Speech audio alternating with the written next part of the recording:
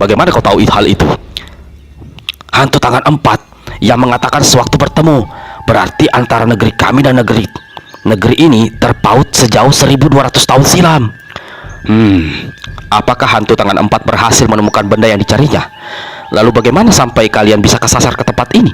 Tanya si raksasa pula. Hantu tangan empat tidak berhasil menemukan benda yang dicari, jawab Biro. Dia seperti ketakutan terhadap sesuatu lalu lenyap menggaibkan diri. Perihal bagaimana kami kesasar ke tempat ini, kami bertiga juga tidak mengerti. Biro sengaja tidak menceritakan batu sakti 7 warna yang ada pada setan ngumpul. Aneh, kalian bertiga sungguh aneh.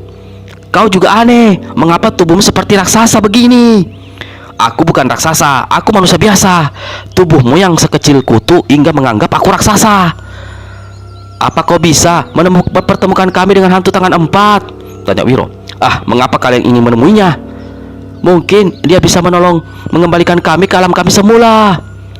Hantu tangan empat memang sakti, banyak ilmunya. Tapi untuk mengembalikan kalian ke alam kalian semula, dia tidak akan mampu melakukan. Para peri dan dewa sekalipun tidak bisa melakukan. Celaka kita bertiga, seru setan ngompol. Lalu kembali terkencing-kencing. Naga kuning dan Wiro Sableng terdiam tak bisa mengeluarkan ucapan barang sepatah pun. Tunggu dulu, kata setan ngompol. Aku teringat pada satu ujar-ujar yang mengatakan begini. Setiap ada jalan masuk, tentu ada jalan keluar. Setiap pintu masuk, pasti ada pintu keluar. Ujar-ujar itu hanya berlaku di duniamu, tidak di dunia kami. Ada jalan masuk, belum tentu ada jalan keluar. Ada pintu masuk, belum tentu ada pintu keluar. Kecuali jika kalian bertiga menemukan benda yang dicari hantu tangan empat. Maksudmu batu sakti pembalik waktu? Tanya naga kuning. Makhluk raksasa anggukkan kepala. Kalau batu itu yang kau maksud, ada pada temanku kakek berkuping lebar ini. Berkuping lebar dan bau, kata si raksasa pula sambil menyerikai. Setan ngompol, lekas keluarkan batu saktimu, perlihatkan padanya. Setan ngompol segera meraba pinggang kirinya. Tangannya berpindah ke pinggang kanan. Seluruh pinggang diraba. Tidak percaya, si kakek singkapkan baju di atasnya, melorotkan celana kolornya, bahkan selinapkan tangannya ke bawah perut. Mukanya pucat. Celaka, batu itu lenyap. Naga kuning dan pendekar Setudo Wiro Sableng terkejut besar, lalu ikut membantu menggeledahi aurat si kakek. Tetap saja batu sakti pembalik waktu tidak ditemukan. Jangan-jangan jatuh di kawasan rebutan tadi, kata Wiro. Kita harus mencarinya sampai dapat. Batu itu besarnya tidak sampai seujung jaring kelingkingku. Bagaimana mungkin kalian bisa menemukan? Ujar Wakluk raksasa. Bagimu sebesar ujung kuku jari, bagiku dan kawan-kawan sebesar lengan, jawab Wiro. Lalu cepat menyambung ucapannya. Kuharap kau mau berbaik hati menurunkan kami bertiga di tempat tadi. Kalau itu maumu wahai kutu cebol, silahkan saja. Tapi ingat, sebentar lagi hari akan gelap, siang akan berganti malam. Di sekitar sini banyak binatang buas. Kalian bertiga mungkin tidak akan disantap, tapi kalau sempat terpijak, maka kalian akan mati percuma. Kalau begitu, aku minta kau berbaik hati sekali lagi. Turunkan kami ke tanah. Jika tidak dapat, kau boleh mengambil kami kembali, kata Wiro pula. Makhluk raksasa membungkuk. Tangannya diulurkan dekat-dekat ke tanah yang ditumbuhi rumput. Jari-jarinya menggenggam dibuka. Ketiga orang itu menggelinding jatuh. Memang dengan keadaan tubuh mereka yang begitu kecil, bukan satu hal yang mudah untuk mencari batu 7 warna itu. Setelah mencari cukup lama, termasuk meneliti ke dalam lubang-lubang bekas injakan kaki kuda, mereka tak berhasil menemukan. Sementara itu hari mulai gelap. Manusia-manusia cebol, kalian bertiga akan terus mencari atau ikut bersamaku kembali? Makhluk raksasa bertanya. Suara yang keras membuat 3 orang yang berada di sela-sela rumputan itu tersendak kaget dan terhenyak ke tanah. Kami memilih tetap di sini. Kami akan mencari batu itu sampai dapat, jawab setan ngumpul. Tentu saja suaranya tidak sampai ke telinga si makhluk raksasa. Jangan berlaku tolol setan ngumpul. Kita bisa mati kedinginan di tempat serba asing dan aneh ini, kata naga kuning. Jangan bicara, kata Wiro tiba-tiba. Aku mendengar ada langkah-langkah berat mendatangi. Lekas sembunyi di balik rumput. Tak lama menunggu, Wiro dan kawan-kawannya melihat satu sosok besar berwarna hijau berbenjol-benjol menyeruak di antara rumputan. Sepasang kaki depan memiliki kuku-kuku hitam panjang menghujam ke tanah. Satu mulut besar dengan lidah hijau bercabang, 2 membuka mengerikan. Lalu sepasang mata merah bergerak liar kian kemari. Kodok, bisik naga kuning dengan suara bergetar. Kodok raksasa, jangan bicara, jangan berani bergerak, bisik Wiro. Tapi terlambat. Katak raksasa hijau di depan mereka telah mengetahui kehadiran ketiganya di balik rerumputan. Binatang ini ulurkan kaki depannya, lalu turunkan kepalanya ke bawah. Dengan satu gerakan luar biasa cepatnya, mulut binatang ini menyambar. Sesaat lagi, Wiro dan 2 kawannya akan menjadi lahapan kodok raksasa. Tiba-tiba, Satu tangan menyambar dan membawanya tinggi-tinggi ke udara. Selamatlah ketiga orang ini dalam genggaman makhluk raksasa. Wiro menggap-menggap sementara naga kuning terlentang tak bisa berkata-kata. Sedang setan ngompol terduduk menungging di atas telapak tangan makhluk raksasa beser habis-habisan. Terima kasih, kau sudah menyelamatkan kami dari kodok raksasa itu, kata Wiro menggap-menggap. Lalu sambungnya, kurasa kita bisa bersahabat. Makhluk raksasa tertawa bergumam. Apa untungnya bersahabat dengan kalian? Paling-paling kalian bertiga hanya kujadikan barang mainan. Kalau bosan, sudah dan tak berguna lagi, kalian kulempar kemana aku suka. Kami makhluk tak berdaya mau berkata apa-apa. Tapi siapa tahu di antara kita bisa saling tolong-menolong. Kulihat kakimu seperti dipendam ke dalam batu. Lalu masih ada sebuah rantai besi. Di negeri kami, jika seseorang diperlakukan seperti dirimu, maka dia adalah seorang penjahat maha buas. Apa kau juga seorang penjahat besar di negeri ini? Makhluk cebol keparat. Kau tahu apa tentang diriku? Sekali lagi kau berani bilang penjahat besar. Aku ini kulumat kalian bertiga. Makhluk raksasa marah bukan kepalang. Sahabatku, jangan marah dulu, kata Wiro. Mengapa tidak kau ceritakan kepada kami apa yang telah terjadi dengan dirimu? Kami bertiga berasal dari tanah Jawa. Kami tidak tahu di mana saat ini berada. Mengapa makhluk di sini semua besar-besar? Namaku Wiro Sableng. Anak ini bernama Naga Kuning. Kakek itu biasa dipanggil dengan sebutan si setan ngompol. Pantas dari tadi aku mencium bau pesing. Pasti kau sudah mengencingi tanganku berulang kali, kata makhluk raksasa, tapi raut wajahnya tidak menunjukkan kemarahan. Wahai tiga makhluk cebol, tak ada salahnya aku memperkenalkan diri. Akulah Kasipo. Aku adalah kepala negeri Latara Silam. Diriku sampai berada dalam keadaan seperti ini, tidak ada salahnya aku ceritakan pada kalian. Mendengar riwayat yang dituturkan Lakasipo, Wiro dan kawan-kawannya jadi terdiam untuk beberapa lamanya. Namun, begitu mereka ingat nasib mereka sendiri, ketiganya kembali menjadi gelisah. Sobatku Lakasipo, akhirnya Wiro membuka mulut. Kau sudah bisa mengira-ngira siapa yang mencelakaimu sampai jadi begini? Siapa lagi kalau bukan Lahopeng si keparat itu? Tapi dia tidak bekerja sendirian. Pasti ada yang membantu. Kesaktiannya tidak sampai pada kemampuan untuk mencelakai diriku seperti ini. Kau juga tahu siapa yang membantunya? Naga Kuning balik bertanya. Di Geratan Silam, satu orang hanya yang mampu berbuat sejahat ini. Seorang dukun durjana dikenal dengan nama hantu satelit laknat. Aku bersumpah untuk membunuhnya. Sahabat Lakasipo, melihat keadaan dirimu, sudah berapa lama kau dipendam di tempat ini? Setan ngompol ikut bertanya. Sampai saat itu, dia lebih banyak memejamkan mata. Takut pandangannya membentur ke bawah, membuatnya jadi gamang dan terkencing-kencing. Kalau aku tidak berhitung salah, mungkin sudah 6 kali purnama. Lama sekali. Bagaimana kau bisa bertahan hidup? Tanya Wiro pula. Lakasipo menggoyang-goyangkan kepalanya ke arah kuda tunggangannya.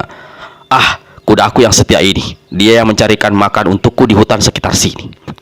Kuda aneh, kakinya saja 6, kata Naga Kuning sambil geleng-gelengkan kepala. Selama 6 bulan ini, kau tidak berhasil meloloskan diri. Bagaimana mungkin kau akan membalas dendam? Tanya Wiro. Lakasipo menghela nafas dalam.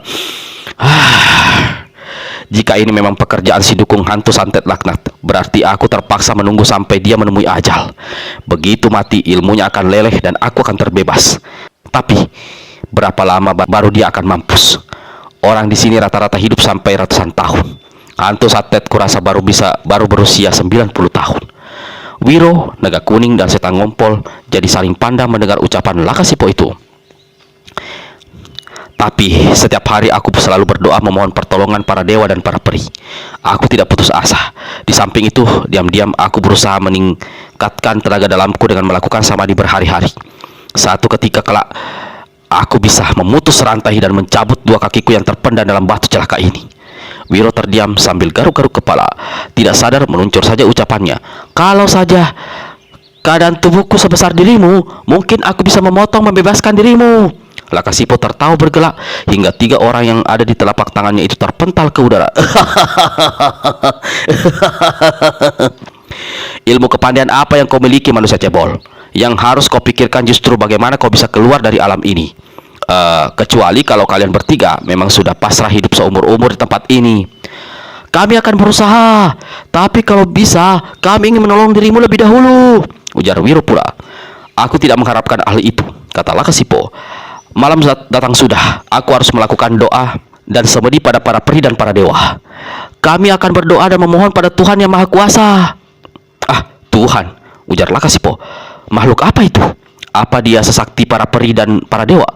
Wiro hendak tertawa tergelak, tapi Setan Ngompol cepat membisik. Jangan kau bersilat lidah dengan dia soal yang satu ini. Kita berada di alam 1200 tahun silam. Lakasipo mana mengenal Tuhan? Murid Eyang Sinto Gendeng garuk-garuk kepalanya. Lakasipo, kalau kau mau memberi izin, kami bertiga akan mencoba. Harap kau menurunkan kami kembali ke tanah, tepat di depan dan di antara kedua kakimu.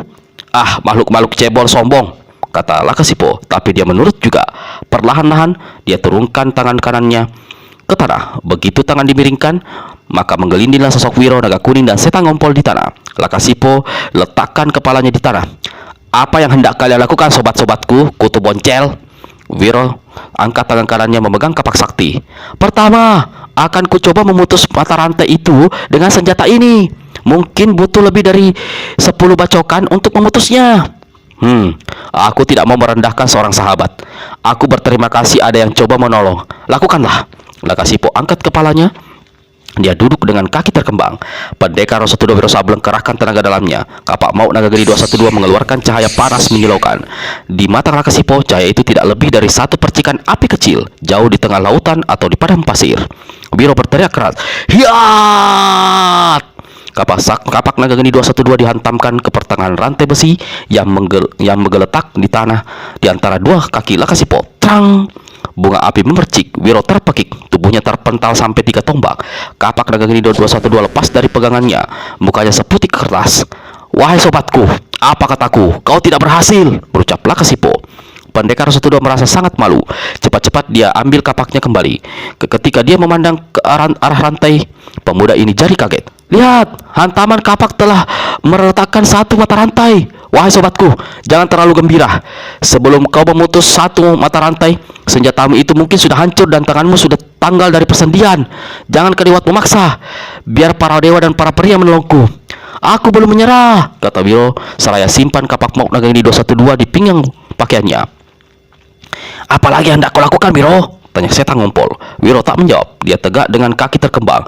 Di depan mata rantai, mulutnya tertutup rapat. Sepasang matanya menatap tepat-tepat ke arah rantai besi besar. Tiba-tiba dari mulutnya satu teriakan keras, "Sepasang pedang dewa!"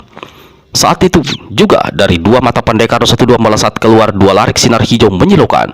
Sinar hijau ini laksana sepasang pedang panjang yang sangat tajam, bergabung menjadi satu, lalu dengan kecepatan yang sulit dilihat mata membabat ke pertengahan rantai besi besar yang tergeletak di tanah. Bagi Wiro dan Naga Kuning dan Setan Ngompol, kilauan sebesar hijau itu merupakan satu hal luar biasa. Tapi bagi Lakasipo yang keadaan tubuhnya seperti raksasa, dibanding ketiga orang itu, kilauan cahaya sakti yang disebut sepasang pedang dewa itu tidak lebih dari percikan air sepanjang jari telunjuknya. Padahal ilmu kesaktian itu adalah ilmu yang sangat langka yang didapatkan pendekar Rosa Tudo Wiro Sableng dari Datuk Rao Basalawang Ameh, makhluk setengah roh setengah manusia. Ilmu kesaktian ini dalam waktu 360 hari hanya bisa dikeluarkan dan dipergunakan sebanyak 2 kali. Satu letusan keras berkumandang. Begitu gabungan 2 sinar hijau menghantam rantai besi, tanah di antara 2 kaki Lakasipo terbongkar. Rantai besi mengeluarkan suara berkerentangan dan terangkat ke tanah lalu jatuh kembali ke tanah. Wiro sendiri terhuyung mundur 4 langkah lalu jatuh duduk di tanah. 2 larik sinar hijau yang keluar dari matanya lenyap. Di depan sana rantai besi tidak berubah walau tadi sempat terbungkus cahaya hijau seolah dilamun api. Lakasipo menunduk lalu angkat rantai besi dengan tangan kirinya. "Wahai sobatku Wiro, paling sedikit kau harus menghantam 5 kali dengan ilmu kesaktianmu tadi, baru rantai ini bisa putus." Wiro tak berkata apa-apa. Sambil garuk-garuk kepala, dia bangkit berdiri dan melangkah mendekati Naga Kuning. Mungkin dengan ilmu gaib Naga Kuning yang mendekam di dadamu, kau bisa menolong Lakasipo," katanya. Tapi Naga Kuning gelengkan kepala. "Aku mau mencoba. Kalau gagal, kemana aku buang rasa maluku? Kita berhadapan dengan ilmu kesaktian aneh beberapa tingkat lebih tinggi dari ilmu yang kita miliki, Wiro. Ingat kata-kata hantu tangan 4 mengenai ilmu memindahkan suara. Ilmu yang dimilikinya 4 tingkat lebih tinggi dari yang diketahui orang di tanah Jawa." Murid Sinto Gendeng kembali garuk-garuk kepala. "Aku mau mencoba 1 kali lagi," katanya kemudian. Wiro angkat tangan kirinya, diusapnya beberapa kali. Ketika hendak meniup, niatnya dibatalkan. Dia merenung sejenak, lalu memusatkan alam pikiran pada satu titik gaib yang seolah ada di antara kedua matanya. Mulutnya berucap, Datuk Rauba Mata Ijo, Datuk Rauba Mata Ijo sahabatku dan pelindungku. Dengan kuasa Tuhan, seluruh sekalian alam, aku mohon bantuanmu, datanglah padaku. Baru saja Wiro selesai berucap, tiba-tiba terdengar suara menggeregan disertai disusul auman dahsyat. Setang Ngompol langsung terkencing, sedang naga kuning bersurut 2 langkah. Sesaat kemudian, satu sosok harimau berbulu putih dengan sepasang mata memancarkan sinar hijau muncul di tempat itu. Ah, seekor kutu berbentuk harimau. Apa yang bisa dilakukannya? Kata Lakasipo dalam hati, sambil menggeleng-geleng kepala ketika melihat kemunculan harimau yang dikenal dengan panggilan Datuk Rauba Mata Ijo itu.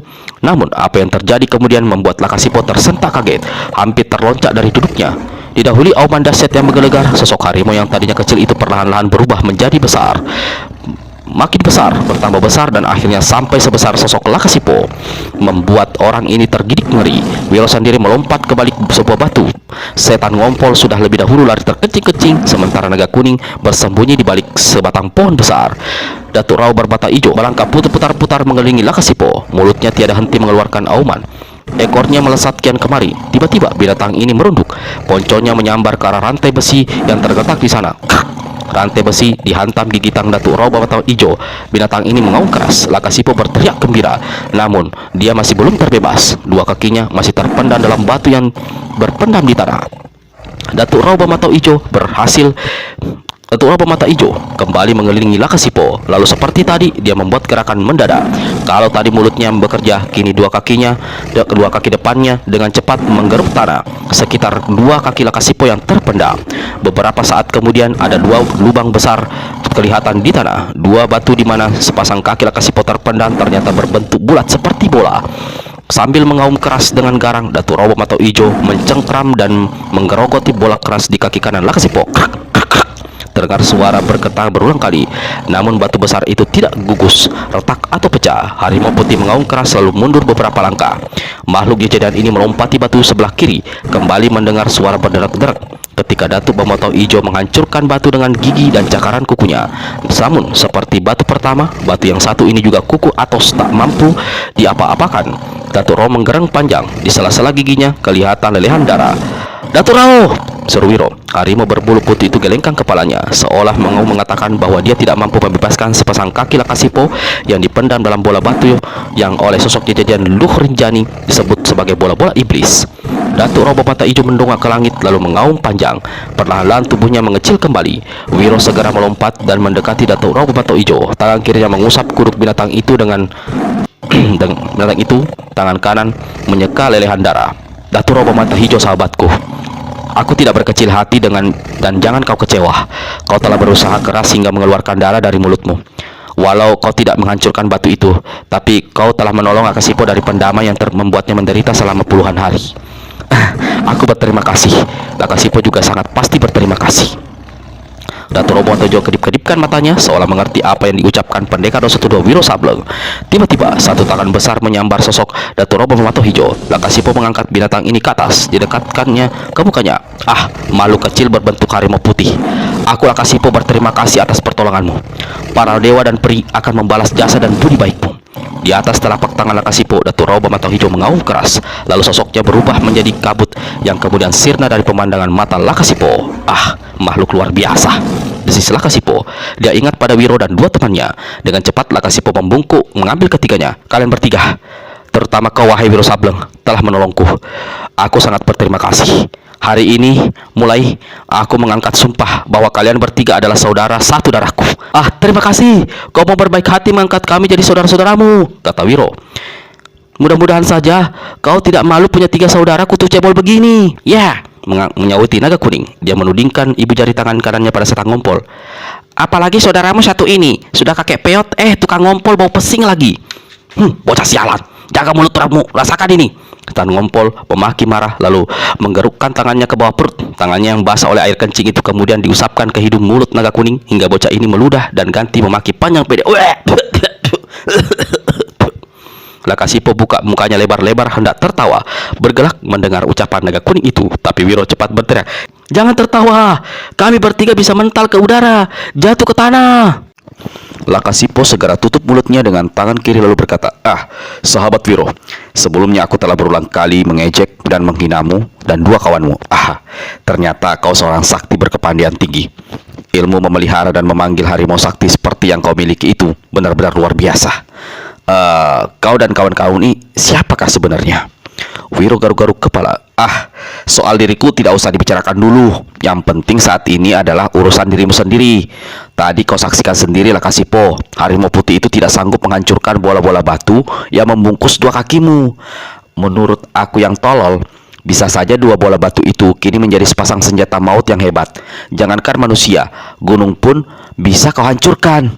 Lakasipo ternganga mendengar kata-kata Wiro itu. Untuk beberapa saat dia pandangi wajah Biro yang sebesar seujung kuku. Perlahan-lahan Lakasipo memandang ke bawah memperhatikan dua kakinya. Kau mungkin benar wahai Wiro, saudaraku.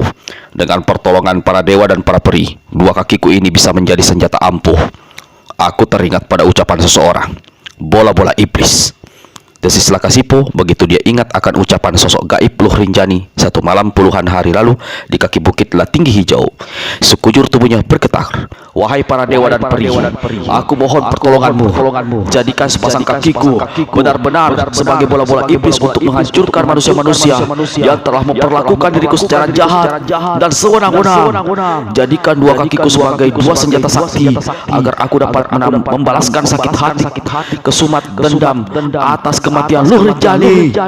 Sekujur tubuh Lakasipo kembali bergetar. Di atas telapak tangannya, Wiro, Naga Kuning dan Setan Ngompol terhuyung-huyung kian kemari untuk cari selamat agar tidak jatuh ke bawah.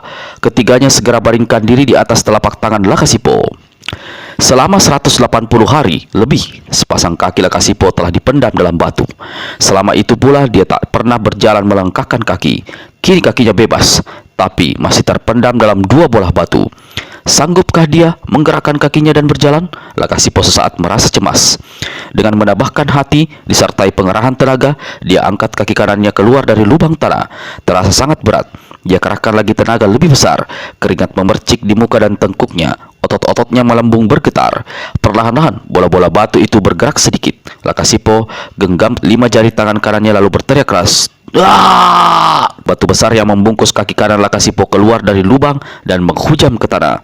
Tanah bergetar hebat. Pohon-pohon bergoyangan. Untuk kedua kalinya Lakasipo berteriak sambil mengeluarkan tenaga. Seperti kaki kanan tadi, kaki kiri juga mampu dikeluarkannya dari dalam lubang. Setiap langkah yang dibuatnya menimbulkan suara keras serta getaran di tanah. Bunyi apa itu? Seru Setan Ngompol dalam genggaman Lakasipo. Rasanya kita seperti melayang-layang, ujar Naga Kuning pula. Lakasipo buka genggaman tangan kanannya. Wahai kalian bertiga, ada tugas besar yang harus aku laksanakan. Aku akan mencari manusia-manusia yang telah membuat diriku celaka. Kalian bertiga tidak akan kutinggal. Akan kubawa kemana aku pergi. Di pinggang Lakasipo ada sebuah ikat pinggang kulit. Pada bagian sebelah kanan terdapat sebuah kocek terbuat dari jerami kering yang dianyam. Lakasipo membuka penutup kocek lalu memasukkan Wiro, Naga Kuning dan Setan Ngompol ke dalam kocek. Hai, kau memasukkan kami kemana ini? Teriak Naga Kuning. Gelap sekali di sini. Aku tidak bisa bernafas. Seru Setan Ngompol. Aduh, mau kencing rasanya. Awas, jangan kau berani beser di tempat ini. Teriak Wiro. Duk, duk, duk. Lakasipo kerahkan tenaga luar dan tenaga dalamnya. Ketiga orang itu tergoncang-goncang ketika Lakasipo melangkah cepat mendekati kuda tunggangannya. Dua buah batu berbentuk bola besar yang membungkus pasang kaki Lakasipo sampai pangkal betis. Beratnya bukan kepalang, apalagi ditambah dengan potongan besi yang masih mencantel. Namun karena memiliki ilmu dan tenaga dalam tinggi dan didorong oleh dendam kusumat hendak membalaskan sakit hati, maka walau diberati benda-benda itu, dia mampu melangkah. Namun baru berjalan beberapa langkah ke arah kudanya yang menunggu, sekonyong-konyong dari tempat gelap muncul 3 sosok yang segera menghadang jalan Lakasipo. Lakasipo, manusia durjana, dicari-cari akhirnya kami temui juga. Telah kau membunuh Rinjani keponakanku. Nyawa busuk menjadi tebusan. Roh jahatmu akan tergantung antara langit dan bumi. Orang yang paling depan membetak. Kawan di sebelahnya berucap kaget.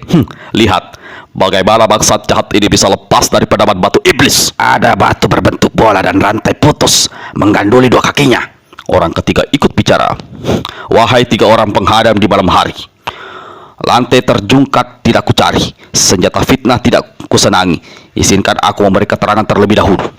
Di dalam kocek jerami kering, Wiro dan dua kawannya mendengar jelas bentakan-bentakan itu. Dengan susah payah, mereka menggeser penutup kocek itu untuk mengintai. Celaka, naga-naganya akan terjadi perkelahian hebat, kata naga kuning pula. Kalau sampai tendangan atau senjata lawan mengenai kocek ini, kita bisa medal semua. Kalau begitu, biar aku keluar saja dan merosot lewat kaki celana Lakasipo, kata setan ngompol. Mati hidup kita tetap dalam kocek ini. Berada di luar mungkin lebih besar bahayanya, kata Wiro pula lalu menarik daun telinga lebar setan ngompol. Lelaki di sebelah depan mengenakan daster tinggi warna hitam terbuat dari sejenis kulit kayu meludah ke tanah. Dasar manusia anjing, setelah membunuh keponakanku, kau masih bisa berkata tidak mencari lantai terjungkat, menuduh dan memfitnah. Jahanam.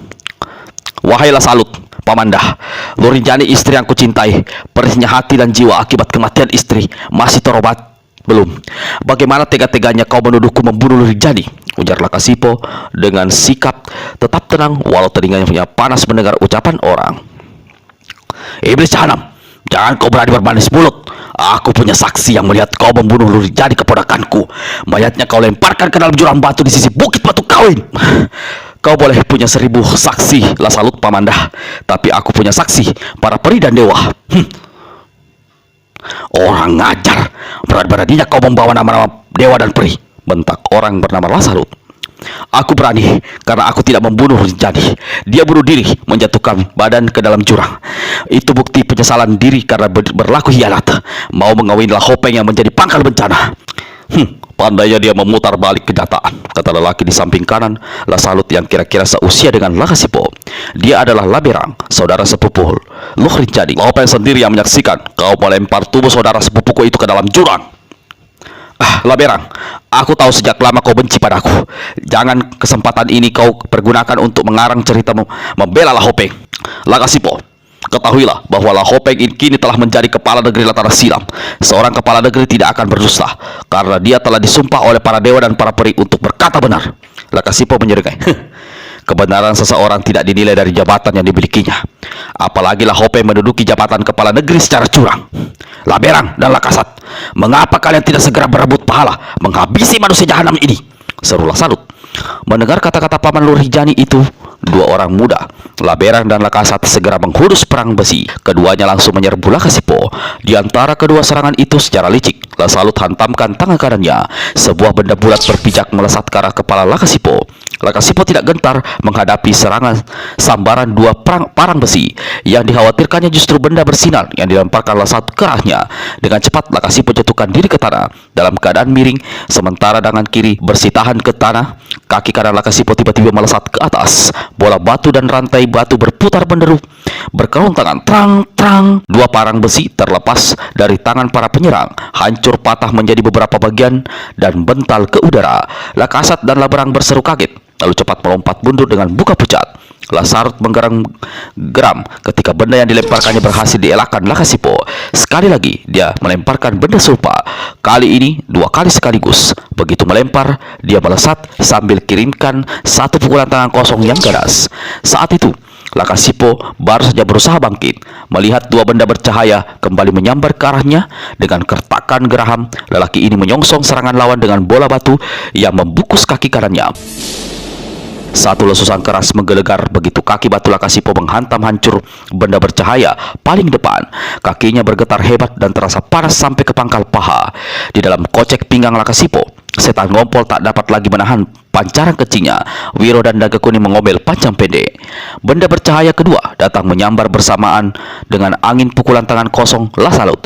Menyadari bola-bola batu yang membungkus kakinya dapat diandalkan sebagai senjata ampuh untuk kedua kalinya, Lakasipo tendangkan kakinya menyambut serangan. Untuk kedua kalinya pula benda bercahaya itu hancur mengeluarkan letusan keras. Lakasipo merasakan anggota tubuhnya sebelah kanan seperti bertanggalan. Selagi dia jatuhkan diri menahan sakit, datanglah hantaman pukulan tangan kosong Lasalut. Lakasipo menjerit keras ketika pukulan sakti itu menghantam telak di dadanya. Lelaki ini terbanting ke tanah sambil muntahkan darah segar. Merasa dia bakalan dapat mengalahkan lawannya, Lasalut segera melompat untuk menghabisi riwayat orang yang dianggapnya sebagai pembunuh keponakannya itu. Namun malang bagi dirinya, selagi tubuhnya masih melayang di udara, Lakasipo telah melompat dan menyergap dengan tendangan kaki kiri. Lasalut menjerit keras, tulang pinggulnya hancur, tubuhnya mencelat sampai 3 tombak. Untuk beberapa lama dia menggeliat-geliat di tanah lalu merangkak mendekati Lakasipo. Mukanya seperti setan, dari mulutnya keluar buih berwarna kehijauan. Mukanya tiba-tiba berubah menjadi muka seekor ular kepala hijau. Perlahan tubuhnya ikut berubah menjadi tubuh hantu ular siluman. Teriak Lakasipo tegang. Dia memang pernah mendengar kalau Paman Luh Rinjani ini memiliki semacam ilmu yang bisa merubah dirinya menjadi ular besar berwarna hijau. Namun baru sekali ini dia menyadari dan menyaksikan sendiri. Di hadapan Lakasipo, ular hijau bergerak secara aneh. Binatang ini tidak melata di tanah, melainkan tegak lurus di atas ekornya yang laksana besi dipancang. Didahului desisan keras dan semburan racun berwarna hijau, sosok Lasalut yang telah jadi ular itu melesat ke depan. Kepala mematuk ke arah leher, sedang bagian tubuh berusaha menggelung, sementara ujung ekor tetap tegak di tanah dan mampu bergerak cepat kian kemari. Wiro, setan ngompo dan naga kuning yang berada dalam kocek jerami dan menyaksikan apa yang terjadi menjadi sangat ketakutan. Kalau sampai hantaman ular kejadian itu mengenai kocek, maka tamatlah riwayat mereka bertiga. Sambil menyengir hindari serangan, Lakasipo berseru, "Wahai Paman Lasalut, aku Lakasipo yang mudah bersedia menyudahi perkelahian ini, asalkan kau mau menghentikan serangan." Tapi Lasalut yang telah jadi ular hijau besar itu tidak peduli ucapan orang. Patukannya menyambar ganas. Untung Lakasipo masih bisa mengelak hingga serangan Lasalut lewat setengah jengkal dari leher kiri yang diincar. Sebelum lawan menyerang kembali, Lakasipo melompat seraya berseru, "Wahai Paman Lasalut, aku tidak ingin berkelahi denganmu. Biar sebuah sengketa habis sampai di sini. Izinkan aku pergi dengan tenang." Dengan mengambil sikap melangkah, Lakasipo balikkan tubuh lalu melangkah pergi. Di atas kepala ular menggeledek teriakan kemarahan. Dari mulut ular itu menyembur cahaya hijau. Lalu binatang kejadian itu melesat ke depan, mematuk kepala Lakasipo yang sedang membelakangi, tepat di punggung kirinya. Lakasipo menjerit keras, tubuhnya tersungkur di tanah. "Ah, mati kita semua!" jerit Wiro di dalam kocek jerami. Masih untuk pinggang Lakasipo di bagian mana kocek tergantung tidak menghujam di tanah. Terhuyung-huyung Lakasipo bangkit berdiri. Di atas kepala ular hijau ada suara tawa bergelak. Suara tawa Lasalut. "Lakasipo, manusia pembunuh istri. Dendamku terbalas sudah. Patukanku mengenai tubuh jasad kotormu." Tubuh Lasalut yang berbentuk ular besar hijau perlahan-lahan berubah menjadi sosok manusia kembali. Mulai dari kepalanya. "Paman Lasalut, aku tidak ingin menurunkan tangan jahat padamu, tapi kau telah berlaku curang dan jahat. Saat ini aku memilih mati bersama. Para dewa dan para peri akan menghukummu, karena aku tahu di mana kelemahan ilmu hantu ular siluman yang kau miliki." Muka Lasalut sampai ke leher telah berubah kembali pada bentuk aslinya menyeringai. Malah orang lain ini ikut keluarkan tawa bergelak.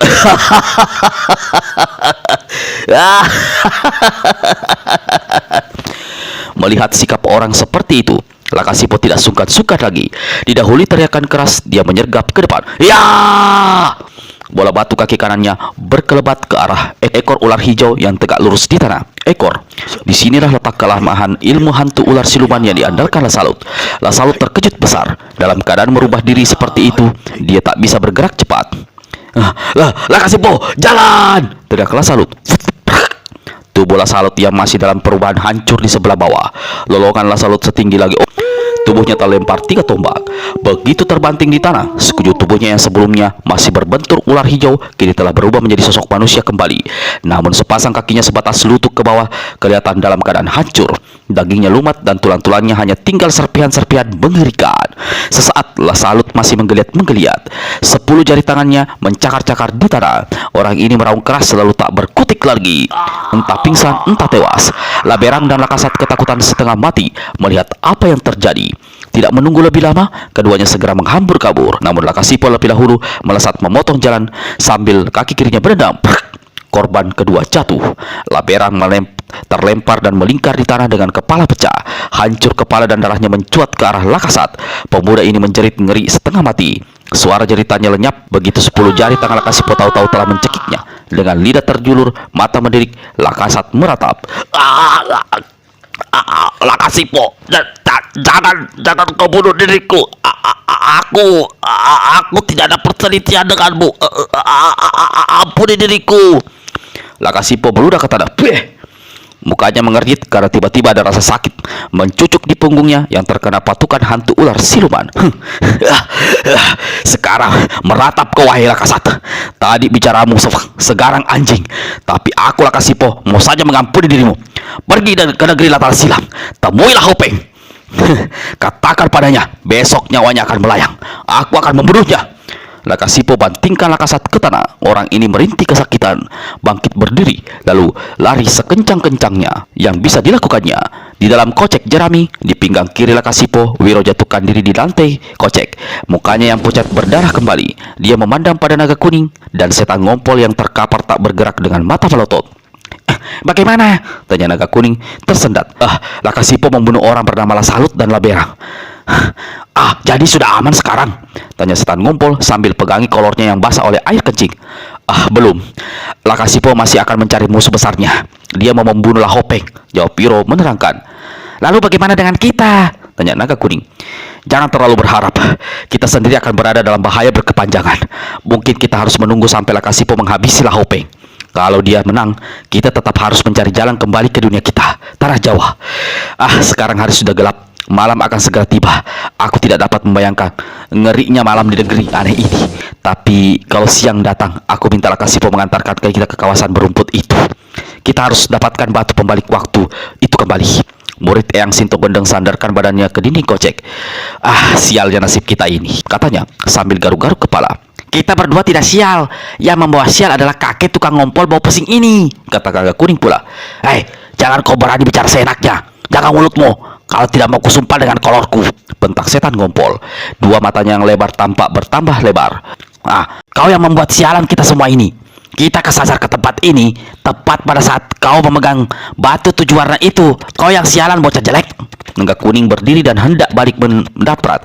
Tapi saat itu mereka merasakan seperti melayang di udara. Lalu ada suara menggemuruh. Apa yang terjadi? Seru setan ngompol sambil berusaha menahan kencingnya. Naga kuning coba mengintai. Sesaat kemudian dia memberitahu, Lakasipo berada di atas kuda kaki 6-nya. Berarti kita tengah menuju negeri Latar Silam, ujar Wiro pula. Kuda berkaki 6 lari menggemuruh cepat sekali. Menjelang pagi Lakasipo berharap dia sudah sampai di negeri Latar Silam. Di dalam kocek jerami, Wiro, naga kuning dan setan ngompol bergelung tergoncang-goncang. Karena keletihan, ketiga orang ini akhirnya tertidur pulas. Pagi hari, begitu sinar sang surya menembus dinding kocek yang terbuat dari jerami, ketiganya terbangun. Lakasipo masih terus memacu kudanya. Wiro dan naga kuning mendorong penutup kocek ke atas lalu menjengukkan kepala. Begitu memandang keluar, keduanya langsung jatuh terduduk. Bukan saja karena gamang, tapi juga ngeri. Mereka melihat pohon-pohon raksasa seperti terbang dan bergerak cepat ke arah berlawanan dari lari kuda kaki 6-nya ditunggangi Lakasipo. Di satu lereng bukit, Lakasipo terperlambat lari kudanya. Wiro dan naga kuning kembali beranikan diri mengintai. Jauh di bawah sana, mereka melihat sebuah lembah, lalu satu kawasan pemukiman yang cukup luas. Mungkin inilah tanah silam tujuan Lakasipo, kata Wiro. Ketika Lakasipo sampai di kaki bukit, di kawasan pemukiman terdengar suara kentongan bertalu-talu. Suara kentongan di kejauhan ini bagi Wiro dan naga kuning serta setan ngompol seolah menggema dekat liang telinga. Orang sudah tahu kedatangan Lakasipo. Musuhnya yang bernama Lahopeng itu pasti sudah mempersiapkan sambutan. Kita bakal diancam bahaya lagi, berkata Wiro. Bagaimana kalau kita beritahu Lakasipo agar menurunkan kita di sini, ujar setan ngompol. Lalu dia memukul-mukul dinding kocek jerami dengan tangan kanannya. Wiro dan naga kuning diam saja karena bagi mereka berada di luar, di alam yang serba asing, belum tentu lebih aman daripada terus berada dalam kocek jerami itu. Di satu tempat, Lakasipo melihat binatang tunggangannya menggerak-gerakkan kepala kedua telinganya. Lelaki ini segera elus rambut tebal kuduk si kuda. Sepasang telinganya dipasang, sedang dua matanya memperhatikan keadaan sekitarnya dengan tajam. Sebelumnya, Lakasipo telah melepaskan Lakasat dan menyuruh pemuda itu memberitahu Lahopeng akan kedatangannya. Saat ini, Lahopeng pasti sudah menerima berita itu, dan tentunya sudah dapat dipastikan dia tidak akan berdiam diri. Ada suara bergemerisik di balik rerumputan besar. Deretan pohon-pohon bambu yang di mata Wiro dan kawan-kawannya seolah tinggi menjulang ke langit. Sekonyong-konyong muncul 6 orang lelaki bertelanjang dada, bersenjatakan parang terbuat dari besi bengkok. 3 dari samping kiri, 3 dari samping kanan. Yang membuat kaget dan ngeri Wiro, Naga Kuning, serta Setan Ngompol bukan tampang atau keadaan 6 orang itu, melainkan binatang-binatang yang jadi tunggangan mereka. Setiap langkah yang dibuat binatang itu menggetarkan tanah. "Ah, kadal raksasa!" desis Wiro dengan suara bergetar. "Ah, betul," menyahui Naga Kuning. "Benar-benar negeri gila. Bagaimana ada kadal sebesar ini, jinak dan bisa ditunggangi? Gigi, mulut, mata, dan gigi lidahnya mengerikan sekali." Setan Ngompol masih berusaha melihat lebih lama, tapi tidak tahan. Dia meluncur ke dalam kocek sambil terkencing. 6 penunggang kadal raksasa segera bertebar membentuk setengah lingkaran mengurung Lakasipo. Lakasipo kenal dengan orang itu. Mereka adalah penduduk negeri Latala Silam yang diketahuinya adalah teman-teman dekat Lahopeng. Lakasipo sampai di hadapan 6 penunggang kadal. Dia segera hentikan kudanya. "Wahai 6 kerabat penunggang kadal coklat, gerangan apa sengaja maka kalian menghadang jalanku?" Lakasipo menegur. "Kami mendapat tugas untuk berjaga-jaga di tempat ini," jawab salah seorang dari 6 penunggang kadal besar. "Pekerjaan mulia. Ada petaka apa yang terjadi, maka kalian berjaga-jaga. Lalu siapa gerangan yang memberi tugas kalian, wahai 6 kerabat?" bertanya Lakasipo. Yang menjawab penunggang kadal coklat di ujung kanan. "Malah petaka itu bersumber pada dirimu, wahai Lakasipo." Lalu teman di sampingnya menyambung. "Yang memberi kami tugas adalah kepala negeri Latala Silam." Lakasipo bergumam sambil usap dagunya yang ditumbuhi janggut panjang, kasar dan kotor. "Siapakah gerangan kepala negeri Latala Silam itu? Yang terjunjung bernama Lahopeng." Lakasipo tersenyum dan walau telinganya mendadak menjadi panas. "Sejak kapan pemuda itu menjadi kepala negeri? Siapa yang mengangkatnya?" "Sejak beberapa bulan lalu. Penduduk yang mengangkatnya, selain masih muda dan cakap, Lahopeng memiliki ilmu silat dan kepandaian tinggi. Kalian semua wahai kerabat tahu kalau aku adalah kepala negeri Latala Silam. Kalian melihat aku segar, bugar dan masih hidup. Selama kepala negeri masih hidup, apakah adat dan aturan di negeri Latala Silam seseorang lain dijadikan kepala negeri? Menurut Lahopeng, kau sudah tewas sekitar 6 kali purnama lalu." Latole," kata Lakasipo sambil geleng-gelengkan kepala. "Apa kau dan 5 kerabat sudah pada buta dengan siapa saat ini kalian berhadapan?" Latole menjawab. "Yang kami lihat memang sosok kasar Lakasipo, bekas kepala negeri Latala Silam. Tapi kami tidak tahu apakah ini benar jasad hidupnya atau rohnya yang berkentayangan dari alam kematian." Kembali telinga Lakasipo menjadi panas, malah dadanya kini mulai terasa seolah dibakar. "Wahai 6 kerabat, tidak tahu aku siapa yang buta dan pandir di antara kita. Aku tidak ingin berbicara berlama-lama dengan kalian. Beri aku jalan, aku akan segera menuju Latala Silam." "Wahai Lakasipo, harap kau mau bersabar diri. Keadaan sekarang berubah sudah. Dulu kau kepala negeri Latala Silam yang kami hormati, tapi sekarang tidak. Saat ini kami adalah para wakil kepercayaan Lahopeng, kepala negeri Latala Silam yang baru. Kami diperintahkan untuk mencegatmu. Kau tidak boleh memasuki Latala Silam." Begitu rupanya," ujar Lakasipo. Dia angkat kakinya kiri kanan yang berbentuk bola-bola terbesar terbuat dari batu. "Kalian berenam, lihat baik-baik. Aku menyebut 2 batu bulat yang memukus kakiku sampai pangkal betis sebagai bola-bola iblis. 2 bola batu ini masih bernoda darah. Ini adalah darah Lasalut dan Laberang. Mereka menemui ajal karena kebodohan mereka sendiri. Mereka mati dengan kepala hancur dihantam bola-bola iblis ini. Apa kalian berenam ingin pula bertindak bodoh? Wahai Lakasipo, perihal kematian Lasalut dan Laberang adalah sudah kami ketahui dari Lakasat. Kau sekarang adalah orang terhukum. Kami akan menghukummu hidup atau mati," kata orang yang bernama Latole. "Kalau begitu, di antara kita tidak bisa dihindari bentrokan besar. Kau adalah para kerabatku. Aku tidak ingin menyakiti apalagi sampai melukai kalian. Tapi jika kalian mencari mati, mungkin kesabaranku bisa putus. Kalau begitu, ucap katamu wahai Lakasipo, terpaksa kami mencabut nyawamu, menanggalkan kepalamu dan menyerahkannya pada Lahopeng." Sayang sekali. Dulu kita bersahabat. Dulu aku adalah pimpinan kalian. Tapi kehendak tolol kalian membuat kita saat ini tidak ada berkaitan apa-apa. Aku hanya ingin berucap sekali lagi, "Menyingkirlah, beri aku jalan.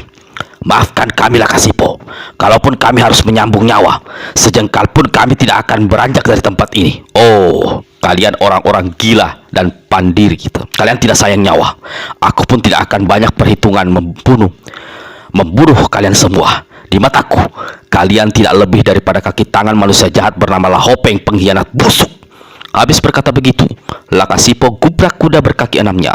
Binatang ini meringkik keras. Suara ringkikan ini disambut suara melengking aneh 6 ekor kadal raksasa. Lakasipo melompat 2 tombak ke udara.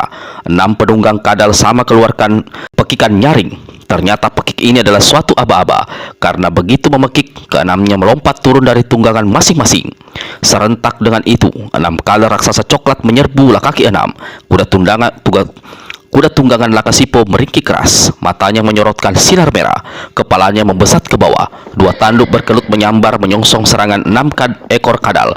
2 kaki paling depan menendang ganas. Saat 6 kadal raksasa menyerang, kuda kaki 6 Lakasipo telah melesat ke udara. Melihat hal ini, 6 orang lelaki suruhan Lahopeng diam-diam merasa tercekat. "Latole," bisik laki-laki di samping kiri. "Menurut Lahopeng, selama dipendam, Lakasipo telah kehilangan ilmu kesaktiannya. Kau saksikan sendiri, bagaimana mungkin dia melesat setinggi itu, sementara kakinya dibungkus 2 bola batu sangat berat." Latole tidak punya kesempatan untuk menjawab, karena saat itu, dari atas 2 kaki Lakasipo menyambar ganas. 2 orang mengangkat parang besi mereka. Yang satu berusaha menabas paha kiri Lakasipo, satunya lagi menghantam batu bola di kaki kanan. Prak, trang. Lelaki yang hendak membacok paha Lakasipo mencelat dengan kepala pecah. Parang besi yang menghantam bola batu di kaki kanan lawan satu lagi patah berantakan. Rantai besi yang masih melibat Lakasipo berkelebat menghajar lengannya. Trak. Orang itu menjerit keras kesakitan lagi. Dia menjerit sekali lagi ketika menyaksikan bagaimana kutungan lengan kanannya melayang di udara. Gebrakan Lakasipo tidak sampai di situ saja. Sambil melayang turun, kaki kirinya ditendangkan ke kepala salah seekor kadal raksasa yang tengah menyerang kudanya. Prak. Kepala kadal raksasa hancur, darah dan isi kepalanya berbunceratan, tapi sosok tubuhnya masih tegak berdiri. Malah buntutnya tiba-tiba menggelepar ke atas. Lakasipo berseru kaget, tak menyangka ujung ekor kadal yang tertutup sirip-sirip tebal setajam pisau menyambar lambungnya. Tas! Darah mengucur dari perut sebelah kanan Lakasipo. Masih untung dia berlaku cepat, melompat ketika ekor kadal raksasa menghantam hingga lukanya tak cukup dalam dan tidak berbahaya. Di dalam kocek jerami, Wiro dan 2 kawannya terhenyak dengan muka putih. Kalau sambaran ekor kadal sempat menghantam kocek di mana mereka berada, tak bisa dibayangkan lagi apa yang akan terjadi. Kerabat Latole, aku masih menganggapmu sebagai sahabat. Bawa 3 temanmu, tinggalkan segera tempat ini. Di sebelah kiri, kuda kaki 6 meringkik keras sewaktu salah seekor kadal raksasa menancapkan giginya di tengkuk. Kuda ini berlaku cerdik. Dia jatuhkan diri, berguling di tanah, menyorongkan kepalanya. Tanduk yang tajam berkelut menancap di perut kadal coklat yang tadi menyerangnya. Niat baik Lakasipo ternyata tidak mendapat sambutan Latole. Malah dia melompati Lakasipo dan memiliting lehernya dari belakang. Dari depan 2 kawannya menyerbu dengan parang terhunus. "Bacok! Lekaskan dan bacok dia!" teriak Latole. Lakasipo kertakan rahang. Kesabaran dan rasa kasihnya hilang. Dengan bola batu kaki kirinya, dia menginjak kaki kiri Latole hingga berderak hancur. Selagi Latole menjerit kesakitan dan lepaskan peritingannya, Lakasipo tarik sosok orang ini lalu dilemparkan ke depan. Tepat pada saat 2 parang besi datang membacok, Latole menjerit keras lalu roboh ke tanah mandi darah. 2 orang kawannya yang barusan secara tak sengaja membunuh Latole berseru kaget dan melompat mundur dengan muka pucat. Parang mereka yang tak sempat dicabuk hingga mereka menancap di dada dan perut Latole. Nyali mereka leles sudah. Diikuti 2 temannya yang masih hidup. Satu di antaranya yang hancur lengannya. Mereka melompat ke atas kadal-kadal raksasa lalu menghambur diri. Lakasipo hampiri kaki 6. Kuda tunggangannya yang cedera cukup parah di bagian tengkuk. Diusapnya kening binatang itu seraya berkata, "Akan kuobati kau, wahai kaki 6. Lukamu akan sembuh." Lakasipo ingat pada 3 orang yang ada dalam koceknya. Kocek itu ditinggalkannya dari diikat pinggang lalu didekatkannya ke mukanya. Wahai saudara-saudaraku, 3 manusia cebol, apa kalian baik-baik saja?" 3 orang yang masih diselimuti rasa ngeri itu tak satu pun bisa memberi jawaban. Pendekar 1-2 hanya bisa garuk-garuk kepala. Lakasipo masukkan mereka kembali ke dalam kocek. "Hei, kami lebih suka di luar saja. Keluarkan kami dari dalam kocek!" Naga kuning berteriak. "Tenang wahai sobat-sobatku, masih ada satu urusan besar yang harus kuselesaikan," kata Lakasipo, lalu naik ke punggung kuda kaki 6. Dia pasti akan mencari manusia yang bernama Lahopeng itu, kata Wiro. Dia akan berkelahi lagi. Nyawa kita bertiga kembali terancam, ujar naga kuning. Mendengar ucapan itu, Setang Ngompol tersandar ke dinding kocek dan ser, kencingnya terpancar kembali. Ketika suara menggemuruh memasuki Latana Silam, penduduk kawasan itu segera tahu siapa yang muncul. Mereka berhamburan keluar dari rumah masing-masing dan lari menuju sebuah tanah lapang yang banyak terletak di tengah-tengah kawasan pemukiman. Banyak di antara mereka termasuk anak-anak lari sambil berteriak. Ujung timur tanah lapang besar, debu mengepul di udara menutupi pemandangan. Begitu debu lenyap tertiup angin, tampaklah Lakasipo di atas punggung kuda raksasanya. Sesaat lelaki ini pegangi perutnya yang terluka akibat hantaman ekor kadal. Darah pada luka itu sudah berhenti mengucur, namun masih tertinggal rasa perih. Lakasipo melompat turun dari tunggangannya. Sepasang matanya memandang tak berkedip ke ujung lapangan di sebelah sana. Di sekeliling lapangan, ratusan penduduk tegak berkerumun, menyaksikan apa yang sebentar lagi akan terjadi. Banyak di antara mereka yang terus berteriak. Penutup kocek terangkat ke atas. 3 kepala muncul keluar. Walah, banyak sekali orang, semua besar-besar. Lihat, anak-anak saja besarnya sampai setinggi pohon, berseru naga. Apa yang akan terjadi di tempat ini? Tanah lapang itu sebesar lautan di mataku, kata Setan Ngompol. Memeriahkan baku carok berulang kali. Apa artinya? Orang-orang itu, mereka, wow, lihat di sebelah sana, ada anak perempuan kecil berukuran raksasa, berseru naga kuning. Wiro dan Setan Ngompol mengoleh ke arah yang ditunjuk si bocah. Di antara kerumunan orang, banyak memang terdapat anak-anak. Seorang di antaranya anak perempuan berkulit putih berwajah manis. Anak ini hanya mengenakan pakaian dari sejenis kulit kayu yang tidak terlalu menutupi seluruh auratnya. Naga kuning usap-usap matanya berulang kali. Lihat pahanya, putih amat. Kalian lihat dadanya, besar menonjol, pasti kencang. Naga kuning seka air liurnya. Bocah tak tahu diri, ujar Wiro. Sekalipun kau naksir padanya, dengan tubuhmu seperti ini, apa yang bisa kau perbuat? Sekali anak perempuan itu mengimpitmu di ketiak, kau pasti menjerit. Jangan bicara usil, Wiro, saut naga kuning. Dari wajahnya kulihat dia anak baik-baik. Kulihat aku bisa berteman dengan dia. Tidak akan aku dikempit di ketiknya. Malah aku minta agar diselipkan di celah antara dua dadanya dan dibawa kemana-mana. Rasanya seumur-umur aku mau di negeri aneh ini. Naga kuning melirik pada Wiro dan Setan Ngompol. Dia melihat si kakek memandang ke arah timur lapangan, tidak berkedip-kedip. Apa yang diperhatikan tua bangka ini? Pikir naga kuning. Si bocah menatap ke arah timur. Lalu, aku tahu, pasti kakek bau pusing ini tengah memperhatikan nenek berdandang menor di bawah pohon sana. Lalu dia berbisik, kau suka pada nenek yang di bawah pohon sana? Setan Ngompol tersipu-sipu. Sempat kau diciumi tubuhnya, amblas tersedot masuk ke dalam lubang hidungnya. Dan senyum Setan Ngompol langsung lenyap mendengar ucapan naga kuning itu. Bocah brengsek, aku tidak sepertimu. Aku masih tahu diri dan sadar kita ini berada di mana. Tidak sama dengan kau. Tapi kalau kau memang mencari kawan anak perempuan, kukira yang cocok denganmu yang di sebelah kiri sana. Kelihatannya dia sudah siap pakai, cuma mengenakan baju bawah, atasnya polos. Mendengar kata-kata Setan Ngompol, mau tak mau naga kuning memandang ke arah yang ditunjuk. Anak perempuan yang ditunjuk si kakek ternyata adalah seorang anak kecil yang tubuhnya penuh koreng dan ingusnya mengembang turun naik di atas bibirnya. Naga kuning mengomel panjang pendek, sedang Wiro tertawa gela-gela.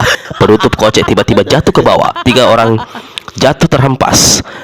Wiro cepat berdiri dan berusaha mendorong penutup kocek ke atas. Dia tahu sesuatu yang hebat bakal terjadi. Kembali orang banyak di seputaran tanah lapang berteriak sambil memegang acung-acungkan lengan, tangan atau benda yang apa saja yang mereka pegang. Di ujung tanah lapang besar di hadapan Lakasipo, di atas sebuah kursi batu, duduklah seorang pemuda berwajah kebiru-biruan.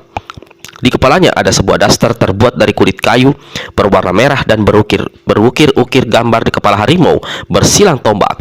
Daster itu adalah daster kebesaran milik kepala negeri Latana Silam, dan orang yang memakainya bukan lain adalah Lahopeng. Di kalangan penduduk negeri Latana Silam ada semacam aturan yang disebut baku carok.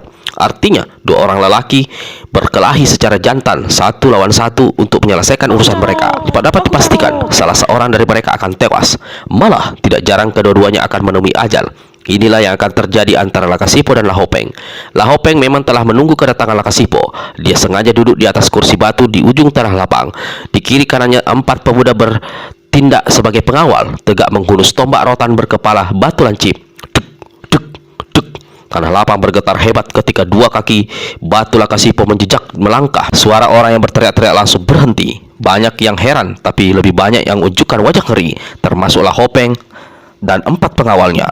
Lakasipo terhenti di tengah lapangan. Dia menatap tajam ke arah Lahopeng dengan mata berkilat-kilat penuh dendam. Tiba-tiba Lahopeng berdiri dari kursi batu, mengangkat tangannya dan berteriak keras, "Wahai para kerabat penghuni Latala Silam, kalian sendiri saksikan Lakasipo telah muncul dengan kutuk di kedua kakinya. Para dewa dan para peri telah menyumpah hingga kedua kakinya menjadi batu. Lakasipo, manusia pemburu istri. Dia juga membunuhlah Salut Paman Luh Rinjani, membunuhlah Berang dan juga beberapa orang pemuda lainnya." Orang yang banyak di tepi lapang ikut berteriak, "Baku Carok!" Lakasipo masih tetap tegak tak bergerak di tengah lapangan. Hanya sepasang matanya tidak beralih dari menatap tajam ke arah Lahopeng. Rambut dan janggut lebatnya melambai-lambai di tiup angin. Wajahnya tampak membesi. Dalam hati dia membatin, waktu di Bukit Batu Kawin dulu, ketika terjadi perkelahian, dia melarikan diri. Dia tidak memiliki lagi parang batu pencungkir arwah. Sekarang dia sengaja dan berani menunggu kedatanganku, mengatur Baku Carok. Pasti ada ilmu kepandaian baru yang didapatnya. Mungkin sekali dari hantu muka dua atau si dukung keparat hantu santet lah. Penutup kocek kembali terbuka. 3 kepala keluar, ingin menyaksikan apa yang berlangsung. Perlahan-lahan Lakasipo angkat tangan kirinya ke atas. "Aku Lakasipo, kepala negeri Latala Silam. Semua orang dengar apa yang aku ucapkan. Kau bukan kepala negeri Latala Silam. Akulah yang sekarang menjadi kepala negeri," teriak Lahopeng memotong. Lalu dia memandang seputar lapangan dan berteriak, "Wahai penduduk Latala Silam, katakan siapa kepala negerimu?" Rahang Lakasipo menggembung. Bangsat ini pasti telah mengarang cerita busuk dan menghasut penduduk negeri, pikir Lakasipo. Lalu dia angkat tangannya kembali. "Penduduk negeri Latala Silam, dengar kalian semua. Lahopeng telah merampas jabatan kepala negeri secara licik. Aku tidak membunuh Rinjani, istriku sendiri. Perempuan itu tewas menjatuhkan diri di jurang Bukit Batu Kawin karena dia sadar telah ternoda oleh tipu daya Lahopeng. Lahopeng dan kawan-kawannya mengarang cerita bahwa aku telah menemui ajal di tangan kaum pemberontak. Itu sebabnya Luh Rinjani sampai bersedia dikawininya." "Dusta!" teriak Lahopeng. "Para dewa dan para peri maha tahu, aku tidak berdusta," teriak Lakasipo. "Aku memang membunuh Salut, Berang dan beberapa pemuda lainnya. Itu karena mereka disuruh oleh Lahopeng untuk membunuhku." "Dusta!" teriak Lahopeng. Teriak orang ramai, tapi tidak sebanyak dan sekeras tadi lagi. "Lakasipo, masih beruntung kau karena aku bersedia memberi kesempatan bagimu untuk mati secara terhormat. Baku Carok, seharusnya kau aku suruh cincang saat ini juga." Lakasipo menyeringai. Kaki kanannya dihantamkan ke tanah. Duk. Tanah lapang bergetar. Hantaman kaki membuat sebuah lubang besar terkuak di tanah. Di dalam kocek, Wiro berkata pada 2 temannya, Lakasipo siap berkelahi dengan Lahopeng. Berarti kita bersiap-siap menghadapi kematian sendiri." "Aku belum mau mati," kata ujar setan ngompol sambil menahan kencing. Duk. Kembali Lakasipo menghujam kaki ke tanah. Kali ini dengan kaki kiri. Lubang besar kedua terkuak di tanah. Teriak orang banyak. Lakasipo tepuk dadanya dengan tangan kanan hingga mengeluarkan suara keras membuat Wiro serta 2 orang yang ada dalam kocek berjatuhan. "Lahopeng!" Lakasipo tiba-tiba berteriak, "Lihat baik-baik keadaan kedua kakiku. Dulu batu bulat membungkus kakiku. Aku menyebutnya bola-bola iblis. Kaulah yang punya pekerjaan sampai aku jadi begini. Kau menyantet diriku, tapi hari ini kau akan menyesal sampai ke alam roh yang akan mengirimmu ke alam sesat neraka jahanam. Aku Lakasipo siap melakukan Baku Carok dengan manusia laknat kepala negeri palsu." Masih menggema teriakan Lakasipo itu, tahu-tahu tubuhnya tampak melayang di udara. Kaki kanannya menyambar menimbulkan suara laksana sambaran angin puting beliung. Orang banyak di tepi lapangan berseru kaget dan cepat-cepat menjauh. Lahopeng berteriak keras sambil melompat dari atas kursi batu. Tangan kanannya menghantam, tapi luput. Masih untung selamatkan diri dari tendangan kaki batu. Kursi batu yang diduduki Lahopeng hancur berkeping-keping dan bertaburan di udara. Lakasipo cepat berbalik. Lahopeng saat itu sudah siap menghantamnya secara licik dari belakang. Tiba-tiba ada suara mengyang di telinga kiri Lakasipo. Lakasipo lawan tangguh. Di dalam kakinya yang dibungkus bola batu masih ada ilmu kesaktian kaki roh penghantar maut. Bola-bola batu itu tak bisa kau hancurkan. Jangan berlaku ayal. Lekas keluarkan ilmu yang aku berikan. Lakasipo melangkah mendekati Lahopeng. Maju lebih dekat Lakasipo," lantang Lahopeng dengan seringai mengejek. Mendadak semua orang melihat satu hal aneh yang terjadi dengan sosok Lahopeng. Secara cepat tubuhnya lenyap dan kini yang terlihat adalah sebuah benda berbentuk kepompong besar bergerak-gerak kian kemari. Selagi semua orang tercekat, bagian atas sosok aneh itu meletup keras. Di antara kepulan asap kelabu, dari bagian atas yang terbongkar robek, muncul keluar sosok ular raksasa berwarna coklat berbintik-bintik hitam putih. Hah, hantu kepompong! Teriak Lakasipo sambil melompat mundur. Orang yang banyak di seputar tanah lapang berpekikan ngeri dan menghambur pinju. Sosok ular raksasa melesat di udara. Dari luar, melesat keluar. Dari dalam sarangnya, menyambar ke arah kepala Lakasipo. Yang diserang cepat tundukkan kepala dan menghantam dengan pukulan sakti bernama 5 kutuk dari langit. Pukulan sakti ini bukan saja sanggup membunuh lawan, tapi juga membuat tubuh korban yang mengkerut. Ular raksasa terpental ke udara kena hantaman pukulan sakti. Tubuhnya terbakar lalu telah mengkerut. Tapi saat itu pula ulat ini seolah tersedot masuk kembali ke dalam sarangnya. Lakasipo merasa lega, tapi jadi terkejut bukan kepalang ketika tiba-tiba sarang kepompong itu mengeluarkan letupan dari dalamnya. Melesat lagi ular raksasa coklat tadi. Sekali melesat, ular raksasa itu menyambar ke arah kepala Lakasipo. Lakasipo angkat kaki kirinya. Begitu kepala ulat raksasa itu hanya tinggal beberapa jengkal lagi di hadapannya, kaki kirinya ditendangkan. Kepala hantu kepompong hancur sampai ke ruas leher. Bagian kepalanya yang masih tersisa mental ke udara. Tapi seperti tadi, laksana tersedot, sosok ulat itu masuk ke dalam sarangnya. Lalu di lain kejap, didahului dengan letupan keras dan kepulan asap, ular raksasa itu kembali muncul dan menyerang Lakasipo lebih dahsyat dan lebih ganas. Berkali-kali Lakasipo berhasil menghancurkan hantu kepompong, tapi setiap dihancurkan, makhluk jajadan ini kembali muncul utuh dari dalam sarangnya. Mati, hidup lagi, mati, hidup lagi. Begitu terus-menerus. Lama-kelamaan kekuatan Lakasipo mulai mengendur. Pada kejadian melesatnya hantu kepompong yang ke-23, Lakasipo tak bisa tertahan. Moncong hantu kepompong berhasil menyambar bahu kirinya hingga terkoyak luka. Lakasipo meraung keras. Di dalam kocek, Wiro dan dua kawannya berpelantingan. Aku melihat Lakasipo terluka, memberitahu Wiro dengan penuh cemas. Dia tak bisa membunuh raksasa itu, kata naga kuning pula. Jika Lakasipo mati, riwayat kita ikut tamat, ujar setan ngompol sambil terbungkuk menahan kencing. Tetapi tetap saja dia terbeser. Dari dalam sarang kepompong keluar suara tawa bergerak. Lakasipo, ajalmu sudah di depan mata. Roh para kerabat yang kau bunuh telah siap menyambut kedatanganmu di pintu alam sesat. Lakasipo hantam hantu kepompong di bagian perut. Tubuh makhluk berbentuk ular raksasa itu hancur keputus dua. Tapi seperti tadi, sosok ini masuk ke dalam sarangnya dan keluar lagi, terus menyerang Lakasipo. Dua luka baru bekas gigitan kelihatan di tubuh Lakasipo, yakni di pinggul kanan dan paha kiri. Darah membasahi tubuhnya. Daya kekuatannya semakin menurun walau dia terus-menerus mengarahkan tenaga dalam. Pada serangan ke-31, hantu kepompong berhasil mencengkram gigi-giginya di paha kanan Lakasipo. Sesaat lagi paha itu akan hancur putus. Lakasipo hantam tubuh ular sebelah atas dengan pukulan 5 kutuk dari langit. Bersamaan dengan itu, dia hujamkan kaki batunya di sebelah kiri ke ekor ulat. Hantu kepompong hancur di dua tempat. Untuk kesekian kalinya Lakasipo berhasil menyelamatkan diri. Sementara itu dari dalam sarangnya hantu kepompong kembali melesat keluar. Ulat raksasa itu pasti akan dapat membunuh Lakasipo, kata naga kuning dari dalam kocek. Setan ngompol mulai menggigil. Dia melihat sendiri bagaimana sekujur tubuh Lakasipo berbandi darah. Kita harus menolong Lakasipo. Kalau tidak, kita bisa ikut celaka. Menolong bagaimana? Keluar dari kocek saja ini kita tidak mampu, tugas naga kuning. Kalaupun bisa keluar, apa yang bisa kau lakukan? Melempari setan ngompol. Pasti ada sesuatu yang bisa kita lakukan. Pasti, kata Wiro. Tangan kiri dipukul-pukulkan ke kening, sedang tangan kanan menggaruk kepala habis-habisan. Saat itu, hantu kepompong begitu keluar dari dalam sarangnya, kembali melesat menyerang Lakasipo. Kali ini, ekornya ikut menggebuk. Selagi dia berusaha menghindarkan gebukan ekor ular raksasa, tiba-tiba kepala hantu kepompong menyambar lehernya. Celaka! Keluh Lakasipo. Dia coba mencekal leher ulat raksasa, namun gigi-gigi hantu kepompong sudah menempel di lehernya.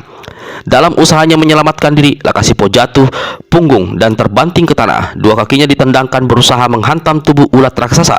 Sementara dua tangan mencekal leher dan kepala ulat, menahan gerakan gigitan yang siap memutus lehernya. Pada saat Lakasipo terjatuh di tanah, penutup kocek jerami terpental. Wiro, naga kuning, dan setan ngompol terlempar keluar. Setan ngompol langsung terkencing, sedang naga kuning menggigil ketakutan karena dia hampir tertindih sosok hantu kepompong yang meliuk-liuk. Walau juga merasa ngeri setengah mati, namun pendekar 212 masih bisa berlaku tenang. Tubuh Lakasipo yang terlentang di tanah di bawah tindihan sosok ular raksasa laksana bentangan bukit besar di mata Wiro. Sesaat dia bingung tidak tahu mau melakukan apa. Kemudian pandangannya membentur sosok sarang kepompong di ujung tanah lapang. Saat itu, keadaan Lakasipo benar-benar dalam bahaya besar. Sisa-sisa tenaganya terkuras untuk mempertahankan diri, mencekal kepala dan leher kepompong guna menghindari gigitan maut. Sarang ulat jahanam itu! Wiro membating. Aku harus melakukan sesuatu. Wiro pukul-pukul jidatnya berulang kali. Tiba-tiba dia berteriak lalu lari menembus debu, mendekati Lakasipo. Orang banyak yang berada di tanah lapang menjadi terheran-heran ketika melihat ada 3 sosok aneh terlempar keluar dari kocek jerami di pinggang Lakasipo. "Hai, makhluk apa yang barusan keluar dari kocek Lakasipo?" Seorang di antara mereka berseru. Itu kutu berbentuk manusia." Kutu berbentuk manusia," yang lain berteriak. "Lihat, yang satu dari sana. Hai, lihat, dia memanjat telinga Lakasipo." Saat itu, begitu mencapai kepala Lakasipo, Wiro memang segera memanjat daun telinga orang itu lalu berteriak keras-keras, "Lakasipo, ini aku, Wiro. Kau bisa mendengar? Lakasipo?" Lakasipo yang tengah berusaha mati-matian menyelamatkan nyawa walau bisa mendengar teriakan Wiro sempat menjawab, "Lakasipo, dengar, hantu kepompong pasti punya kelemahan. Aku sempat melihat berulang kali setiap tubuhnya hancur dan mati, dia masuk ke dalam sarangnya, lalu hidup lagi. Aku yakin kalau kau menghancurkan sarangnya, ular jahanam itu tak bisa hidup lagi. Lakukan cepat, Lakasipo, hancurkan sarangnya." 2 gigi atas hantu kepompong telah menancap di leher Lakasipo. Darah mulai mengucur. "Lakasipo, kau dengar ucapanku? Hancurkan sarangnya. Hantu kepompong pasti bisa kau musnahkan." Wiro kembali berteriak. Kepala Lakasipo tersendak ketika dia menahan sakit gigitan hantu kepompong. Wiro berada di daun telinga Lakasipo terpelesat jatuh dari tanah. Sebelum tubuhnya mencelat tergencet kepala atau badan Lakasipo, cepat-cepat Wiro melompat menjauhkan diri. "Lakasipo, kau dengar ucapanku tadi?" teriak Wiro penasaran. Tiba-tiba dari mulut Lakasipo keluar suara gerangan keras. Wiro terbanting ke tanah. 2 kaki Lakasipo berusaha menjepit tubuh bagian bawah hantu kepompong hingga gerakan ulat raksasa itu sesaat tertahan. Dengan sisa tenaganya, Lakasipo membetot leher ulang itu. Dengan tangan kanannya dihantamnya mata sebelah kanan. Hantu kepompong keluarkan suara mendesis keras dan jatuhkan kepalanya hingga di leher Lakasipo, tapi siap menerkam kembali. Walau hanya sekejapan saja, namun Lakasipo bisa mempergunakan tangannya untuk melepaskan pukulan 5 kutuk dari langit. Ternyata Lakasipo memang telah mendengar teriakan-teriakan pendekar 212 tadi. 5 larik sinar hitam megidikkan menyambar ke arah sarang hantu kepompong yang berada di ujung sebelah tanah lapang sebelah barat. Satu letusan dahsyat menggelegar seantero tanah lapang. Sarang hantu kepompong tenggelam dalam kobaran api, lalu hancur bertebaran ke udara dalam bentuk kepingan-kepingan menyala. Hantu kepompong yang masih berada dalam cekalan Lakasipo dan sebagian tubuhnya yang masih menindih lelaki itu keluarkan raungan dahsyat. Wiro, naga kuning, dan setan ngompol mencelat berpelantingan. Lakasipo sendiri seolah tersirap oleh raungan itu. Sesaat terbaring tak bergerak seolah menjadi kaku tegang. Dia baru tersadar ketika hantu kepompong berusaha menggelung, meremukkan tubuhnya dan mematuk kepalanya. Lakasipo balikkan badan. Berhasil. Kini dia yang menindih hantu kepompong. Tangan kanannya yang masih bebas langsung dihantamkan ke kepala ular raksasa itu, yang diarahnya kini adalah mata sebelah kiri. Kalau tadi pukulan Lakasipo seolah tidak mempan, maka kini jotosannya membuat mata kiri hantu kepompong hancur. Selagi ulat ini menggeliat-geliat kesakitan, Lakasipo cepat bangkit berdiri. Sosok kepompong dibantingkannya ke tanah. Makhluk ini kembali meraung lalu melesatkan diri ke atas. Mulutnya menyambar ke kepala Lakasipo. Tapi kaki kanan Lakasipo lebih cepat bergerak menginjak pertengahan tubuh hantu kepompong hingga hancur dan putus menjadi 2 bagian. Untuk pertama kalinya ada darah yang menyembur dari kutungan tubuh itu. Bagi Wiro dan 2 kawannya, semburan darah itu tidak beda seperti ombak besar yang hendak menggulung mereka. Ketiganya berlarian pontang-panting selamatkan diri. Sosok bagian atas hantu kepompong terbanting ke tanah. Bagian sebelah bawah menggeliat-geliat beberapa lama lalu diam dan tak berkutik lagi. Lakasipo tidak menunggu lebih lama. Dibarengi dengan teriakan garang, kaki kanannya dihantamkan kepala hantu kepompong. Kepala ulat raksasa itu hancur begitu bola-bola iblis menghantam telak. Seolah keluar dari langit, satu teriakan dahsyat terdengar menukik bumi. Sosok ulat coklat perlahan berubah. Yang terlihat kini adalah tubuh Lahopeng, hancur putus di bagian perut dan remuk mengerikan di bagian kepala. Lakasipo terhuyung-huyung sambil pegangi lehernya yang luka. Dia memandang berkeliling ke arah orang-orang yang tegak di tanah lapang. Lakasipo, kami ingin kau kembali menjadi kepala negeri Letas Silam, seseorang berteriak. Wajah Lakasipo yang tertutup rambut teriak-teriakan cambang bau dan janggut serta kumis tebal tidak berubah sedikit pun mendengar teriakan-teriakan penduduk negeri Letas Silam itu. Dia memandang ke tanah dan melihat tiga sosok kecil itu. Lakasipo membungkuk mengambil Wiro, Naga Kuning, dan Setan Kompor. Syukur kalian bertiga tidak apa-apa. Wahai Wiro, kalau bukan karena ucapanmu, aku tidak mungkin membunuh Lahopeng. Kalau tidak karena pertolonganmu saat ini, sudah pasti menjadi mayat diriku. Lagi-lagi aku berhutang budi padamu, manusia kutu cebol. Kalau kau mati, apa kau kira kami bisa hidup panjang? Saut Pendekar 112 tertawa lebar. Hei, kau mau bawa kemana lagi kami ini? Tanya Naga Kuning ketika dirasakannya Lakasipo mulai bergerak melangkah yang membuat tanah lapangan kembali bergetar. Kita pergi. Tidak ada gunanya berlama-lama di tempat ini, jawab Lakasipo. Tapi orang-orang itu, penduduk negeri Letas Silam, menginginkan kau menjadi kepala negeri mereka kembali, kata Wiro pula. Lakasipo gelenggang kepala. Aku kasihan pada orang tolol, tapi aku sangat benci pada orang-orang munafik seperti mereka. Wiro, Naga Kuning, dan Setan Kompor menjadi keras ketika Lakasipo membawa mereka melompat dan naik punggung Lakaki 6, kuda tunggangannya. Jangan lupa like, share, and subscribe terus channel Arfa Ramadan Official. Terima kasih.